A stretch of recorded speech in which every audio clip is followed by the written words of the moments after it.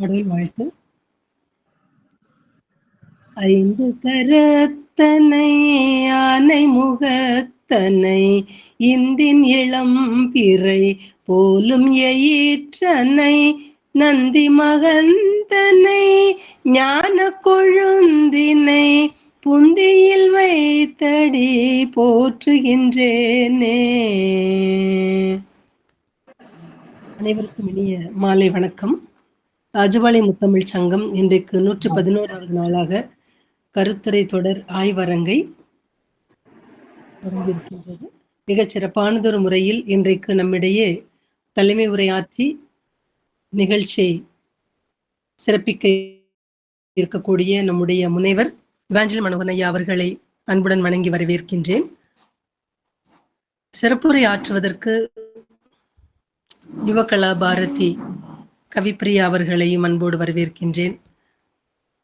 என்றும் முன்னமேயே இணைப்பில் கலந்து கொண்டிருக்கக்கூடிய காப்பியக்கோ ஜின்னா ஷெரீஃபுதீன் ஐயா அவர்களை அன்போடு வணங்கி மகிழ்கின்றேன். மற்றும் இத்தளத்தில் இணைந்திருக்கக்கூடிய அசோகன் சாமுவேல் ஐயா அவர்கள் மற்றும் ராஜேந்திரன் கருப்பையா அவர்கள், விஜய சாமுண்டீஸ்வரி அம்மா அவர்கள், அத்தனை பேரையும் வணங்கி வரவேற்று மகிழ்கின்றேன்.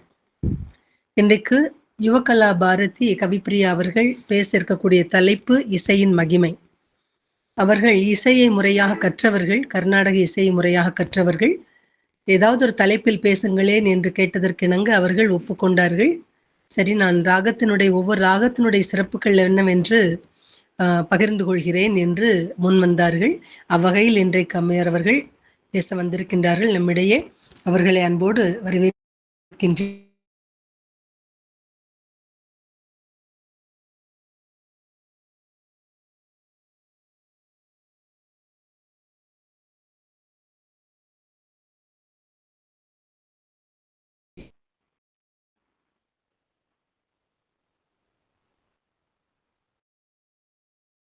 வணக்கம். பாலும் தெளிதேனும் பாகும் பருப்பும் இவை நான்கும் கலந்துனக்கு நான் தருவேன். கோலம் செய் துங்க கரிமுகத்து தூமணியே, நீ எனக்கு சங்க தமிழ் மூன்றும் தா.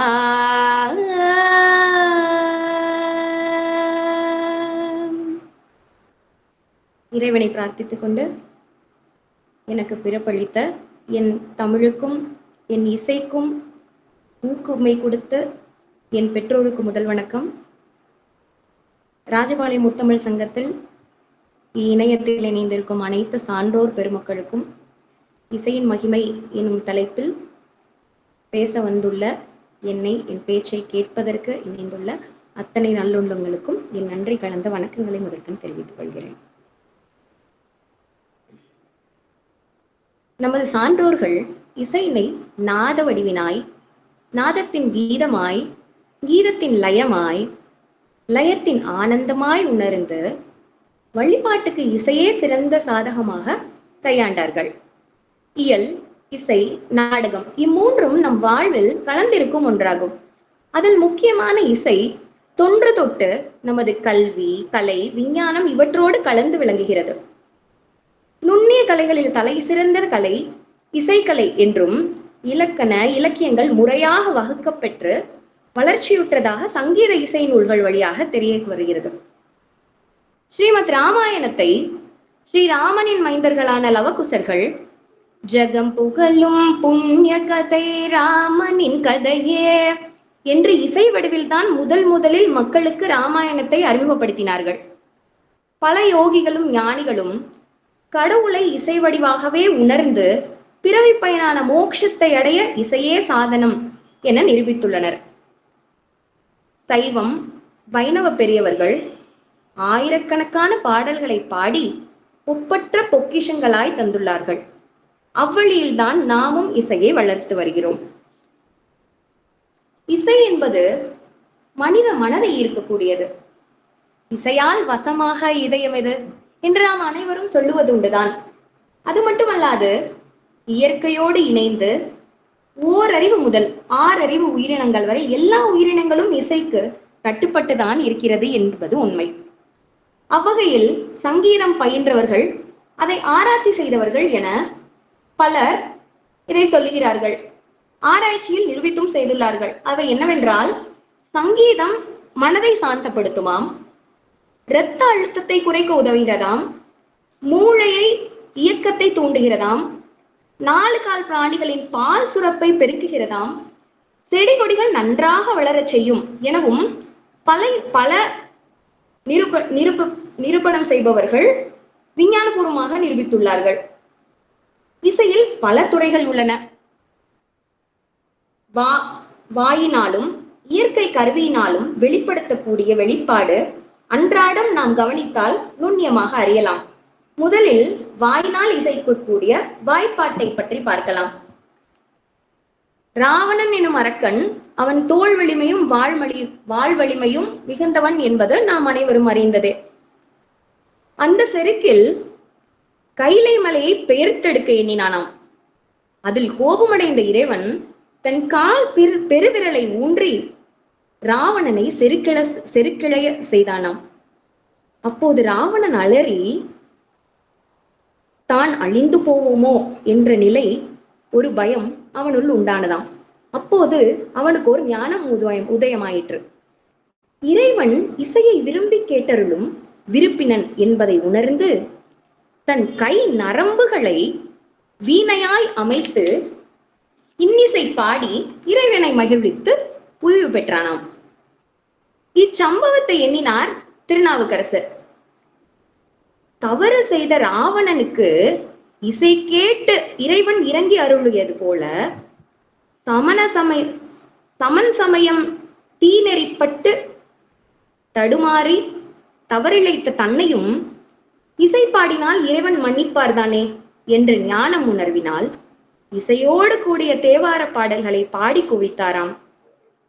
அவை இன்று இனிய இசைப்பண்கள் வகுக்கப் பெற்று சந்நிதிகளில் ஓதுவார்களால் பாடப்பெற்றும் வருகிறது.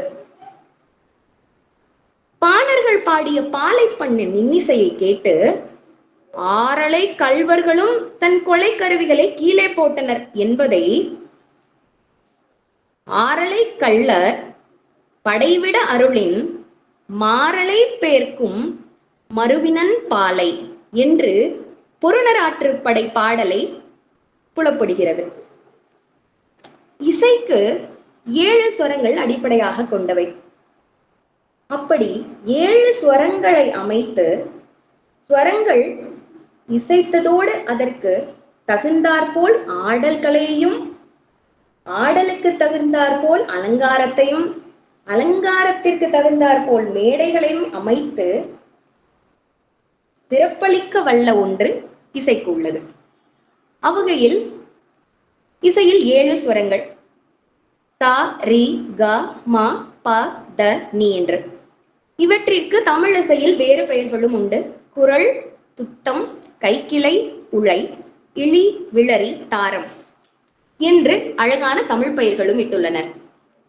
இதில் 4ஆம் இடத்தில் உள்ள மா எனும் உழையும் 7ஆம் இடத்தில் உள்ள நீ எனும் தாரமும் இல்லாத சரே க ப த ச சாதா ப க ரே சா என்று 5 ஸ்வரங்களை மட்டுமே கொண்ட முல்லைப்பண் இக்காலத்தில் மோகன ராகம் என்பதே முதல் இசை எனவும், பிறகுதான் தமிழில் 7 ஸ்வரங்களை கூட்டி 7 ஸ்வரமாக வந்தது எனவும் தமிழிசையில் குறிப்பிடப்பட்டுள்ளது. இப்பொழுதும் சீனா, எகிப்து, கிரேஸ் முதலிய நாடுகளில் பழைய பண் மோகனமாகவே கருதப்படுகிறது. இதுபோல் எந்த நேரங்களில் எந்த பண்களை பாடலாம் என முறையாக வகுத்தும் வைத்துள்ளனர்.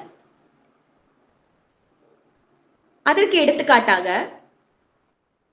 காலை வேளையில் ராகம் பூபாலம் பண் புறநீர்மை, ராகம் தன்யாசி பண் காந்தாரம், இது இரண்டும் காலையில் பாடக்கூடிய பண்களில் எடுத்துக்காட்டு. மதியம் சாவேரி சாயாரி என்பது பண். மத்தியமாவதி ராகம் செந்துருட்டி என்பது பண். இது இரண்டும் மதிய வேளைகளில் பாட உகந்த ராகங்களாக கருதப்படுகிறது. மாலை வேளையில் ஒரு ஆனந்தத்தை தரக்கூடிய சண்முகப்பிரியா பண் நிருபந்துங்க ராகம் என்பது பண்ணின் பெயர். வசந்தா அந்தி என்பது பண்ணின் பெயர், தமிழ் பண்ணின் பெயர். ஆனந்த பைரவி இது போன்ற ராகங்கள் மாலை நேரங்களில் பாடுவதற்கு உகந்தமான ராகங்கள் என்று இன்றளவும் கருதப்பட்டு வருகிறது. அதே போல் இரவு நேரங்களில் நீலாம்பரி மேகராக குறிஞ்சிப்பன், கேதார கௌளை காந்தார பஞ்சமம் என்பது பண்ணின் பெயர். இப்படி ஒவ்வொரு நேரங்களுக்கும் ஏற்றாற்போல் பண்ணை வகுத்து இது தவிர எல்லா நேரங்களிலும் பாடக்கூடிய பண் என்பதும் சில உள்ளன. எடுத்துக்காட்டாக காம்போஜி என்ற ராகம் பண்ணின் பெயர் தக்கேசி. பைரவி என்ற ராகம் பண் கௌஷிகம். சங்கராபரணம் அனைவரும் அறிந்த ராகமே, அதன் பண்ணின் பெயர் பழம்பஞ்சுரம். இப்படி பொழுதுக்கு ஏற்றாற்போல் பண்கள் உள்ளது. அதுபோலவே ஒவ்வொரு பண் ஒவ்வொரு ராகத்திற்கும் ஒரு ரசமும் உள்ளது. பக்தி, மகிழ்ச்சி, அமைதி, காதல், வீரம், சோகம் போன்ற பலவிதமான உணர்வுகளை வெளிப்படுத்தக்கூடிய ராகங்கள். அதன் எடுத்துக்காட்டாக நம் திருஞான சம்பந்தர் திருக்கடைக்காப்பு தோடுடைய செவியன் விடையேறியோர் தூவென் மதிசூடி காடுடைய சுடலை பொடி பூசியன் உள்ளம் கவர்கள்வன் ஏடுடைய மலரான் உனை நான் பணிந்தேத்த அருள் செய்தாய் பீடுடைய பிரமாபுரமேவிய பெம்மான் இவனன்றே என்று கம்பீர நாட்டை நட்டப்பாடை என்னும் பண்ணில் வீரமும் பக்தியும் சொட்ட சொட்ட அந்த ராகத்தில் இயற்றி பாடியுள்ளார்.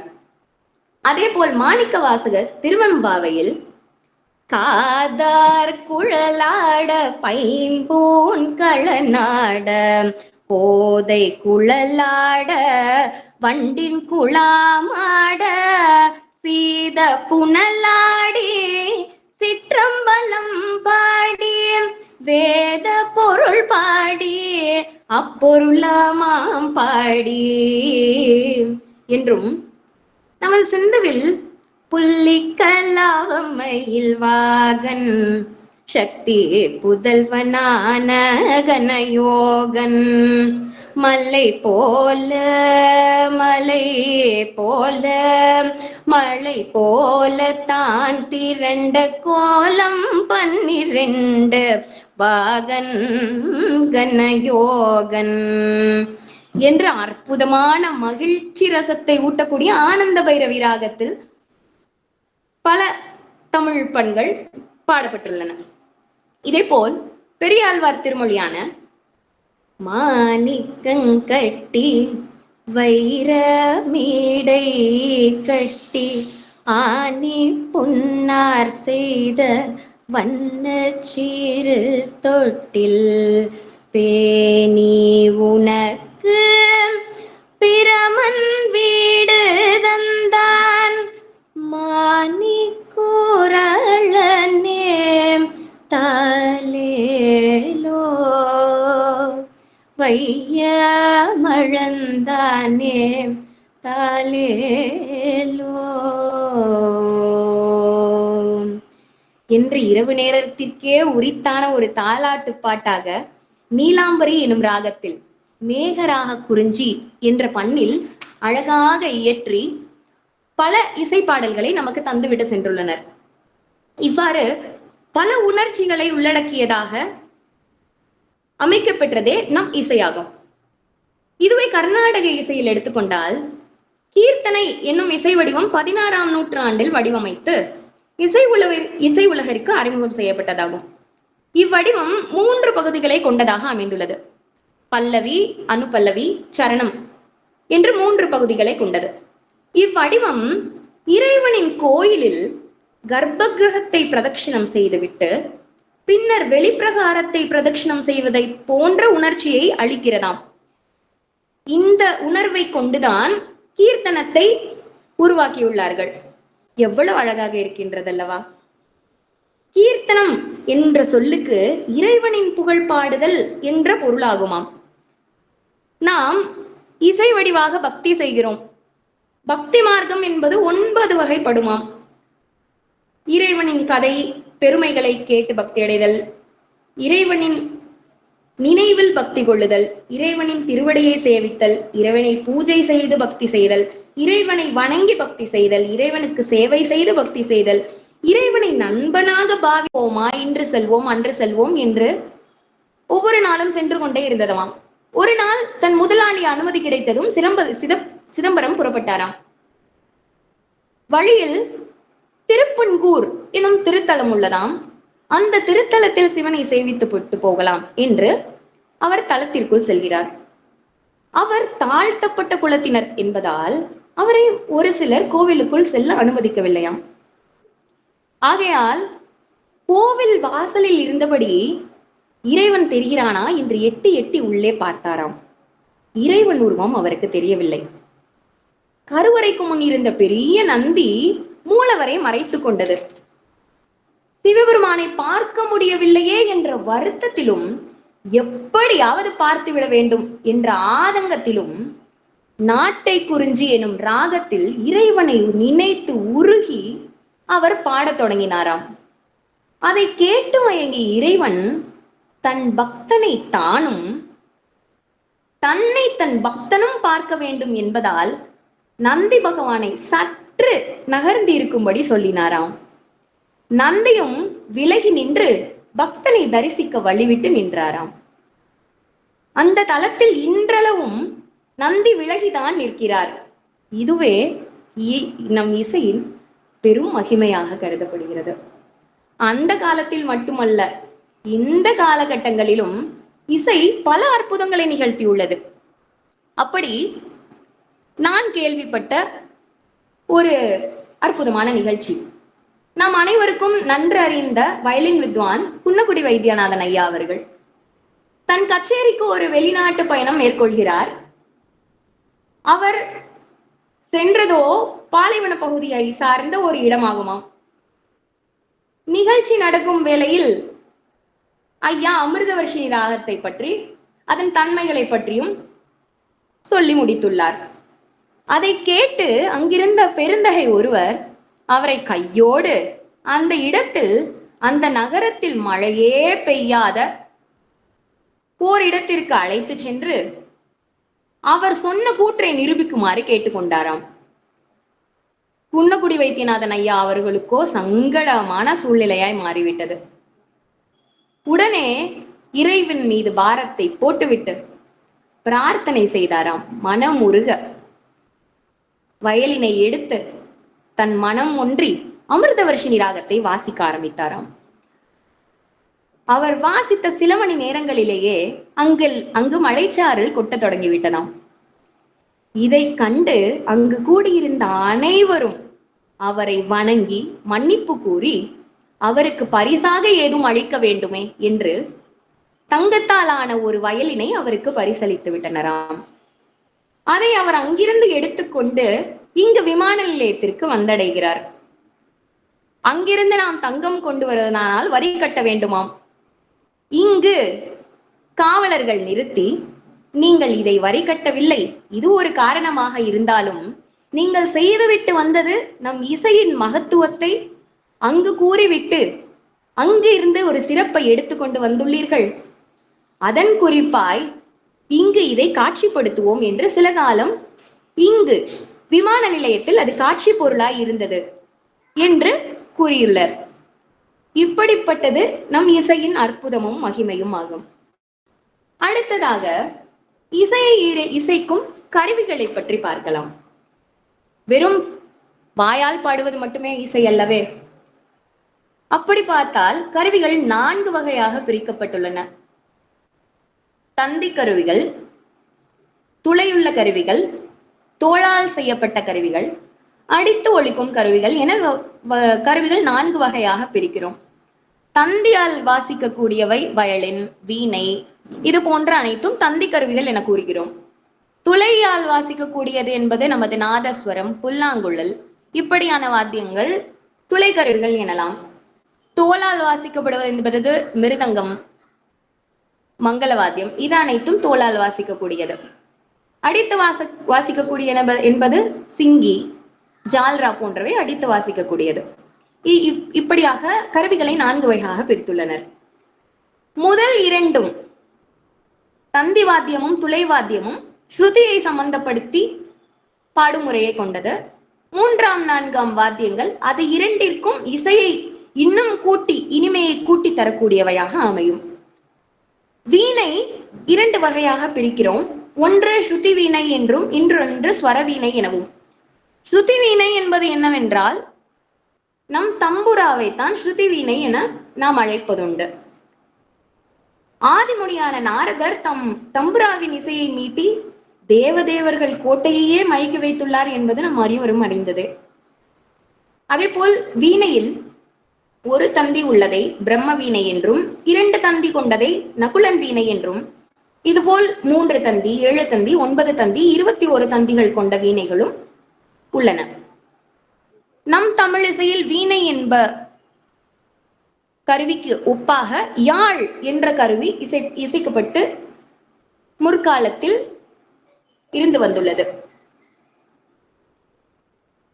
அதுபோல் தேவஸ்ருதி, வேதஸ்ருதி போன்ற ஒலிகள் அனைத்தையும் வீணையில் நிலையாக அமைத்து அதை ஸ்திர வீணை என்று அழைப்பார்.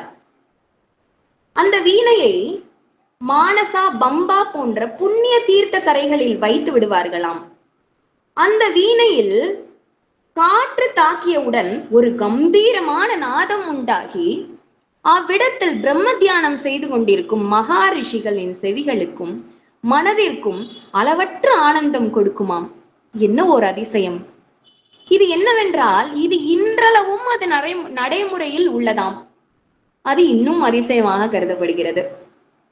மேலும் காவியங்களில் புகழ்பெற்ற உதயன் வைத்திருந்த யாழுக்கு யானைகளை வசீகரிக்க கூடிய அளவிற்கு சக்தி உண்டாம்.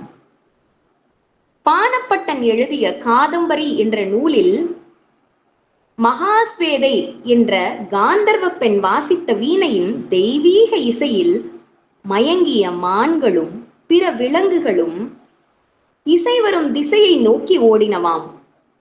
சந்திராபீட்டன் என்ற அரசகுமாரனின் குதிரை தன் 2 காதுகளையும் விரைப்பாக வைத்துக் கொண்டு ஏதோ ஓர் அதிசய சக்தியால் ஈர்க்கப்பட்டது போல் காணப்பட்டதாம். இப்படி மானுடர்களுக்கு மட்டுமல்ல, விலங்குகளுக்கும் இசையால் வசப்படும் ஓர் அற்புதங்கள் நடந்து கொண்டுதான் இருக்கிறது, நடந்தும் இருக்கிறது. இறுதியாக நான் சிறுவயதில் என் பெற்றோர் கேட்க வைத்த ஒரு பாடல் எனக்கு உள்ளே ஒரு உணர்ச்சியை ஒரு 4-5 வயதில் இருந்தே கேட்ட பாடல். அன்று எனக்கு புரியவில்லை அந்த ராகத்தின் லயம் என்னை ஈர்த்ததா, இல்லை இசை என்னை ஈர்த்ததா என்று அப்போது எனக்கு புரியவில்லை. இன்றளவும் அன்றிலிருந்து இன்று வரை அந்த பாடலின் தாக்கம் ஒவ்வொரு முறை பாடும் போதும் சரி, கேட்கும் போதும் சரி, இன்றளவும் அந்த தாக்கம் இருக்கத்தான் செய்கிறது. அந்த பாடலின் முறை எப்படி அமைந்திருக்கும் எனில், அம்மை சபரி பல நாள் காத்திருந்து ராமனை எதிர்பார்த்து காத்திருக்கிறாள். அப்படி ஒரு சூழலில் சபரி பாடுவதாக இந்த பாடல் அமைந்திருக்கிறது. இது ராகம் நீலாம்பரி என்பதில் அமைந்து நமக்கு ஒரு விதமான உணர்ச்சியை கொடுக்கிறது. நான் அந்த உணர்ச்சியில் திளைத்தேன். உங்களிடம் இப்போது அந்த பாடலை சமர்ப்பிக்கிறேன். வழி மேல் விழி வைத்து நீ வருவாய் என எதிர்பார்த்து வழிமேல் விழி வைத்து நீ வருவாய் என எதிர்பார்த்து வயதாகி போனதையா ராமா, உன் வரவை காண வாழுகின்றேன் ரகுராமா. வழிமேல் விழி வைத்து நீ வருவாய் என எதிர்பார்த்து வயதாகி போனதையா ராமா, உன் வரவை காண வாழுகின்றேன் ரகுராமா. அது உன் காலடி ஓசைதானா, என் உணர்வோடு போட்டியிடும் உயிர் துடிப்பேதானா, அது உன் காலடி ஓசைதானா, என் உணர்வோடு போட்டியிடும் உயிர் துடிப்பேதானா. மலைய மாறுதத்திலாடும் மல்லிகையின் இசைதானா, மலைய மாறுதத்திலாடும் மல்லிகையின் இசைதானா, மயங்கி விழும் மலரிதழ்கள் மண் மீது படுவதுதானா. வழிமேல் விழி வைத்து நீ வருவாய் என எதிர்பார்த்து வயதாகி போனதையா ராமா, உன் வரவை காண வாழுகின்றேன் ரகுராமா. நிழல் போல காணுகின்றேன் கண்ணீராடை மறைப்பதாலே, கனியேது காயேதென்று கண்டறியாமல் மயங்குவதாலே, இளம் தளிரே இந்த சருகின் மீது தயை தோன்றும் என்பதனாலே, ஒரு கணமே ஒரு யுகமாக கணக்கெடுத்து நின்றேன் ஐயா. கண்மணியே உன் கண்மணியில் என்னை கடை தேர செய்வாய் ஐயா. வழிமேல் விழி வைத்து நீ வருவாய் என எதிர்பார்த்து வயதாகி போனதையா ராமா, உன் வரவை காண வாழ்கின்றேன் ரகுராமா.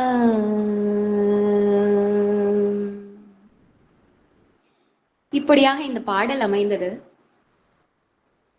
இன்று என் தொண்டை பயங்கரமாக புரட்சி செய்து கொண்டிருக்கிறது. எனவே பாடலில் ஏதும் அங்கிங்கு நிறை குறைகள் இருந்தால் என்னை மன்னிக்கவும். எனவே இசையை ரசிப்பதற்கு இசையை கற்றிருக்க வேண்டும் என்றோ இசையை பயின்ற ஞானம் இருக்க வேண்டும் என்றோ அவசியமில்லை. அதை ரசிக்க தெரிந்திருந்தால் மட்டுமே போதுமானது என்பது எனது கருத்து. நம்மை சுற்றி இருக்கும் அனைத்து ஒலிகளிலுமே இசை உள்ளன. எனவே இசையை ரசிப்போம், இசையை வளர்ப்போம் என்று கூறி இந்த தலைப்பில் பேச வாய்ப்பளித்த அனைத்து சான்றோர்களுக்கும், இதை இவ்வளவு நேரம் பொறுமையாக கேட்ட அனைத்து நல்லுள்ளங்களுக்கும் எனது தாழ்மையான நன்றிகளை கூறி, இதில் ஏதும் நிறை குறைகள் இருந்தால் அதை உங்கள் வீட்டு பிள்ளையாக எண்ணி அதனுடைய நிறை குறைகளை எனக்கு கூறுமாறு அன்புடன் கேட்டுக்கொண்டு இந்த உரையை நிறைவு செய்தேன். நன்றி, வணக்கம்.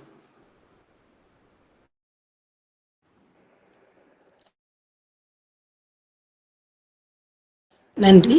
மிக அருமையானதொரு உரை. பாடல் அந்தந்த காலங்களில் பாடக்கூடிய ராகங்கள் எவை எவை என்றும் அவற்றினுடைய மகிமை என்ன என்பதையெல்லாம் மிகச் சிறப்பானதொரு முறையில் அற்புதமான ஒரு உரையாக வழங்கினீர்கள். ராஜபாளை முத்தமிழ் சங்கம் தங்களுக்கு பாராட்டினை தெரிவித்துக் கொள்கின்றது. அடுத்ததாக தலைமை உரையாற்றுவதற்கு நம்முடைய முனைவர் எவாஞ்சலின் மனோகரன் ஐயா அவர்களை அன்போடு வரவேற்கின்றேன். வாருங்கள் ஐயா, தங்களுடைய தலைமை உரையோடு கூடிய பின்னூட்டத்தை தாருங்கள். நிறுவன தலைவருக்கு நன்றியும் வணக்கமும். ஆன்றோர் பெருமக்கள் குழுமி இருக்கக்கூடிய இந்த அவைக்கு என்னுடைய நெஞ்சார்ந்த நன்றியும் வாழ்த்தும் வணக்கமும். அநேகர் உள்ளே இருக்கிறார்கள். என்னுடைய மனநிலை எல்லோருக்குமே இருக்கும் என்றுதான் எண்ணுகிறேன். பொருத்தமான குரல் வளத்தோடு அந்த பாவத்தை குரலிலே சிக்கன பிடித்து உள்ளத்தை மயக்குகின்ற விதமாக செவிகளுக்கு விருந்தளித்த இந்த உரை முடிந்ததை எண்ணி நான் வேதனைப்படுகிறேன்.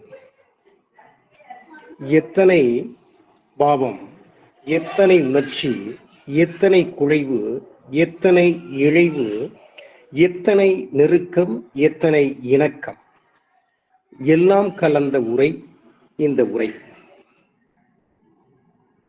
எதை சொல்லுவது, எதை சொல்லாமல் இருப்பது. தமிழ் இசையையும் சொல்லிவிட்டார், கர்நாடக இசையையும் சொல்லிவிட்டார்.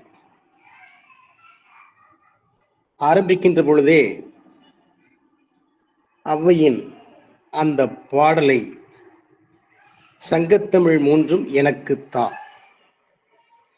எவ்வளவு லாபகமாக அவர் பாடினார். அவருடைய சாரீரம் உச்சத்தை தொடுகின்ற பொழுது பிசிறு என்பது வரவே இல்லை. அவ்வளவு நேர்த்தி. எத்தனை பயிற்சி இருந்தால் இது சாத்தியப்படும். இறைவன் நாத வடிவினன், அருமையாக சொன்னார்கள். வழிபாட்டிற்கு உகந்த ஒன்று இந்த இசை வடிவம்தான். இந்த இசையை மிக தெளிவாக நம்முடைய முன்னோர்கள் வகுத்திருக்கிறார்கள். தமிழிலே கைக்கிளை, உழை, இழி, விளரி, தாரம் என்றெல்லாம் இது வகையாக பிரிக்கப்படும். ஆக ராமன் கதை இந்த புவிக்கு வந்ததற்கு காரணமே இசையோடு லவ குசர் இருவரும் பாடியதுதான் என்பதை சொல்லி, இந்த இசை மனிதர்களை மட்டுமல்ல உயிர்களையும் கட்டுப்படுத்தும். சங்க இலக்கியத்திலே பாடல்கள் உண்டு. திணைக்குணத்தை அழிப்பதற்காக யானை உள்ளே வந்துவிட்டது. அந்த நேரம் பாடல் பாட திணைக்குணத்தை அழிக்க வந்த யானை அந்த பாட்டினுடைய ஒளியிலே மயங்கி குணத்தை அழிக்காமலேயே நின்று விட்டதா. இது நமக்கு சங்கம் காட்டுகின்ற ஒரு அற்புதமான பாடல். அது மட்டுமல்ல, ஒரு நல்ல பாடலை சொன்னார்கள். காட்டு வழியிலே அல்லது பாலை வழியிலே பயணம் செய்கின்ற பொழுது ஆரலை கள்வருடைய தொந்தரவு இருக்கும். அவர்கள் எதற்கு கட்டுப்படுவார்கள்? எதற்கும் கட்டுப்படாத மனத்தினர். அவர்களை வருத்தி அவர்கள் வசம் இருக்கக்கூடிய பொருளை கவர்ந்து செல்வதுதான் அவர்களது நோக்கம். ஆனால் அவர்களையும் இசை கட்டி போட்டிருக்கிறது. ஆரலை கள்வர் படைவிட அருளில் மாறுதலை பெயர்க்கும் மறுவில் பாலை என்பது நம்முடைய இலக்கியம் தருகின்ற செய்தி. நாவுக்கரசர் ரொம்ப அருமையான ஒரு செய்தியை சொன்னாங்க. ராவணனுக்கு இறங்கிய அந்த இறைவன் ஏன் கைலையை தூக்க முயற்சித்து தோற்று போனான்? பெருவிரலாலேயே அவனுக்கு வேதனையை கொடுத்தார். அந்த நேரத்திலே தன்னுடைய நரம்புகளையே வீணையின் தந்தியாக பாவித்து அவன் பாடினான். அவனையும் மன்னித்து ஏற்றுக்கொண்டார். நான் சமணத்திலே இருந்து இங்கே வந்திருக்கிறேன், என்னையும் ஏற்பார் அல்லவா? அழகாக சொன்னார். ஆக எந்த நேரத்திலே எந்த இசை, அது அவருக்கு அத்துப்படி. நமக்கெல்லாம் ஒரு திரைப்படத்திலே சொல்வது போல கடலை மிட்டாய வாங்கி சாப்பிடத்தான் தெரியுமே தவிர அதை எவ்வாறு தயாரிப்பது நமக்கு தெரியாது. அதற்கு முறையான பயிற்சி வேண்டும். அவர்கள் காலையிலே பூபாலம், மதியத்திலே சாவேரி, மாலையிலே சண்முகப்பிரியா, இரவிலே நீலாம்பரி, எல்லா நேரமும் காம்போதி, பைரவி, சங்கராபரணம் என்று அடுக்கி சொல்கின்றார்கள். அந்த அடுக்கி சொல்கின்ற லாபகம் என்பது நல்ல தோய்வு இருந்தால்தான் சாத்தியப்படும். சம்பந்தருடைய திருக்கடை காப்பை எடுத்து சொன்னார். அதுல எனக்கு பிடித்தமான ஒரு தொடர் உள்ளம் கவர் கல்வன். இந்த உரை என்பது உள்ளத்தை முழுமையாக ஆக்கிரமித்து விட்டது. உள்ளம் கவர்ந்த உரை, உள்ளத்திற்குள்ளே தங்கிய உரை. பாடல்களை நாம் கேட்கிறோம், எத்தனையோ பாடல்களை எவ்வளவோ சூழல்களிலே கேட்கிறோம். ஆனாலும் கூட ஒரு சோகம். இந்த பாடல் வீடு வரை உறவு, வீதி வரை மனைவி, காடு வரை பிள்ளை, கடைசி வரை யாரோ என்று சொல்கின்ற அந்த பாடல் அவர் MS விஸ்வநாதன் இசையமைத்திருப்பார், TM சௌந்தரராஜன் பாடியிருப்பார். நாம் அந்த நிலையிலே நின்று, அந்த சோகத்திலே நின்று பாடலை கேட்கின்ற போதுதான் நம்முடைய மனதிற்குள்ளே நிலையாமை உணர்வு சட்டென்று பற்றி கொள்கிறது. நிலையாமை நமக்குள்ளே சட்டென்று பற்றி கொள்கின்ற அந்த வேளையிலே நமக்குள்ளே ஞானம் பிறக்கிறது. ஏனென்றால் அந்த இசைக்கு அந்த மகத்துவம் உண்டு. எந்த உள்ளத்தையும் தன்மையப்படுத்தி அவர்களை சிந்திக்க தூண்டும். அருமையாக சொன்னார்கள்.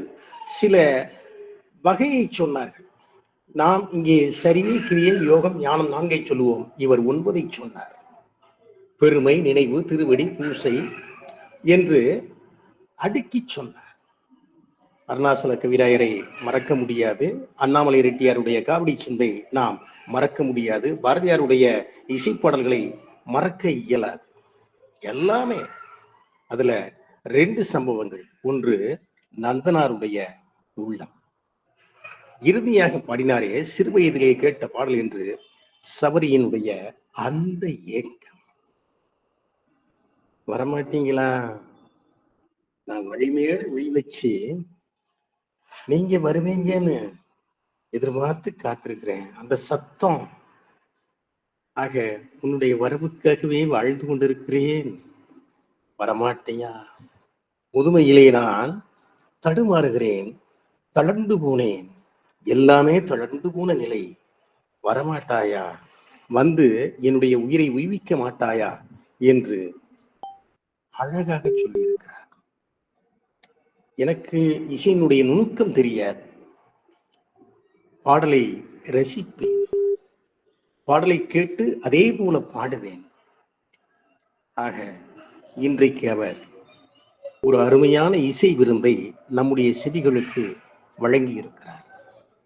நல்ல குரல், நல்ல பாவம், நேர்த்தியான உச்சரிப்பு, எந்த ஒரு அவையையும் தன்மையப்படுத்தி தன்னுடைய இசை திறமையை வாரெங்கும் காட்டுகின்ற அந்த ஒரு பணிவு. ஆக எல்லாம் கலந்த இவர் யுவ பாரதி சரியான பட்டம்தான். கலைவாணிதான், இசை ராணிதான். இவர்கள் இன்றைக்கு இந்த அவைக்கு வந்து இசையை பற்றி, இசையின் பெருமையை பற்றி, இசைக்கு மயங்காதார் யாரும் இல்லை, எல்லா உயிர்களும் இசைக்குள் தான். ஏனென்றால் இன்னிசையாய் இசை பயனாய் இருப்பவன் ஈசன் தான், சுந்தரருடைய வாக்கு.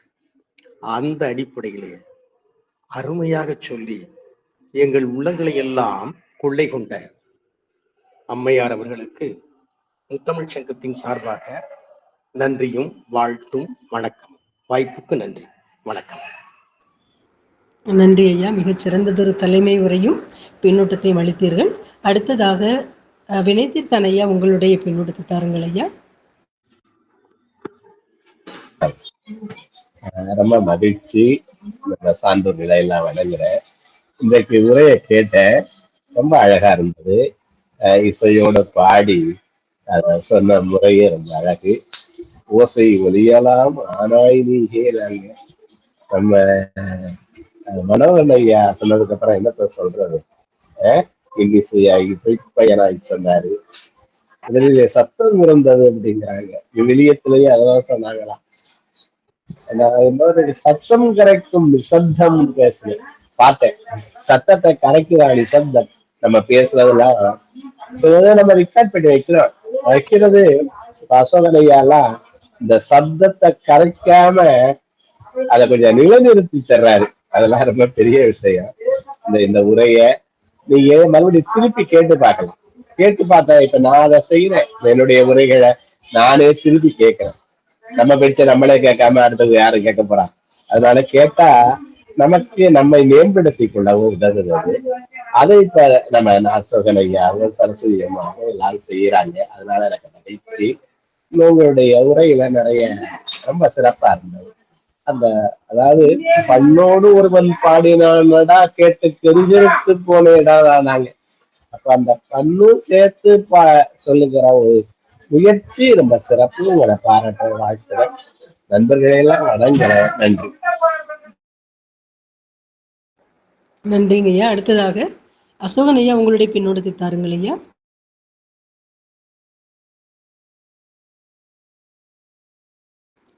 அறிவன் இன்றைக்கு அருமையான சிறப்பான உரை இசையும் மகத்துவம் பற்றி நமக்கு சிறப்பாக கைப்பறி அவர்கள் கொடுத்தார்கள். இசை 7 வகையாக உள்ளது. மேலும் இசையை பற்றிய பாடல்கள் சிறப்பாக நமக்கு கொடுத்தார்கள். திருப்பங்கூர் சார்ந்த செய்திகள் மற்றும் குன்னக்குடி வைத்தியநாதன் அவர்களுடைய சிறை உரை மேலும் மேலும் சிறப்பாக நமக்கு நல்ல உரைகளை இங்கே கொடுத்திருக்கிறார்கள். 4 வகையான கருவிகள், துளைக்கருவி, மற்றபடியாக தோல் கருவி, அடித்து இசை கேட்கக்கூடிய கருவிகள், தந்தி கருவிகள், இப்படி ஒவ்வொரு இசையின் இதை கொடுத்தாங்க. இசையை பற்றி கர்நாடக இசையை நமக்கு வழங்கினாங்க. இப்படி இசையின் மோகத்தால், இசையின் ஒரு இதால் இறைவனை நாம் பணிந்து வணங்கக்கூடிய இசைக்கு ஒழுகாதார் எவரும் இல்லை என்ற சிறப்பிற்காக இங்கே நமக்கு அருமையான செய்திகளை நமக்கு அள்ளி வழங்கியிருந்தார்கள். வெகு சிறப்பாக இருந்தது. மேலும் மேலும் அவர்களுடைய குரல் கணீர் என்று ஒலித்து நம்மை உருக்கிய விதம் அருமையானது. அவர்கள் இளமையிலேயே பாடிய பாடல்களை நமக்கு அள்ளி கொடுத்திருந்தார்கள். வெகு சிறப்பு. மேலும் மேலும் நமது அவையில் என்று வந்து சேர்ந்து நல்ல உரையை கொடுக்க வேண்டி வாழ்த்துகிறேன். நன்றி, வணக்கம், நன்றி. இன்று அருமையான வழியில் இசையின் நாட்டத்திலும் அவர்கள் இசைக்கு ஒரு ஆதார் எவரும் இல்லை என்பதற்கு எடுத்துக்காட்டாக நமக்கு பல கருத்துக்களை வழங்கியிருந்தார்கள். சிறப்புடன் நம்மளை கட்டுண்டு அருமையாக நாம் அதை கேட்டுண்டு சிறந்தோம். சிறப்பு, அருமை.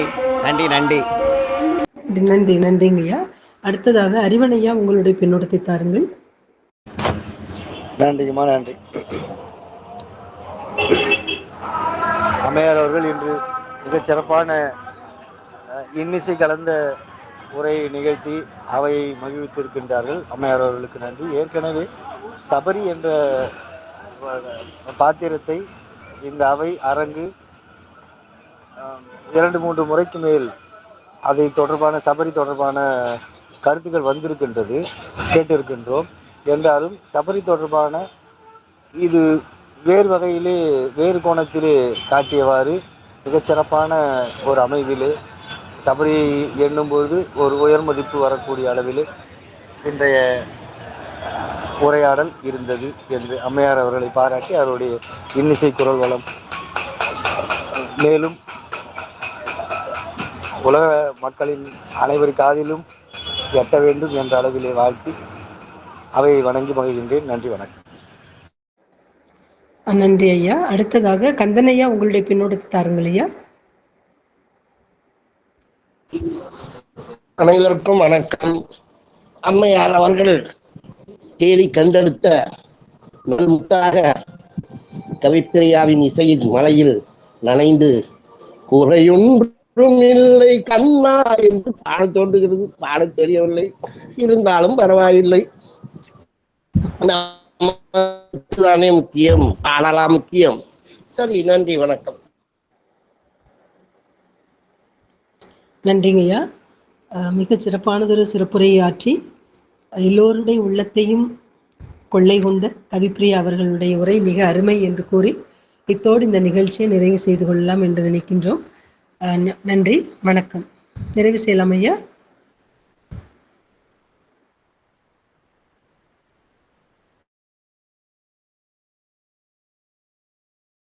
அம்மா ஏற்புரை தரீங்களா? ஏற்புரை தரதா இருந்தா பேசிட்டு நிறைவு செய்யலாம். கவிப்பிரியாமா ஏற்புரை. அனைவருக்கும் மிக்க நன்றிகளை தெரிவித்துக் கொள்கிறேன்.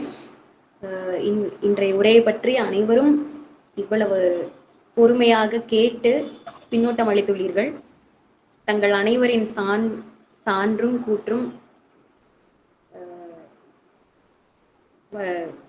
நிரூபணமாகுமாறு இன்னும் பல வாய்ப்புகள் இதே போல் கிடைத்து நான் இன்னும் பல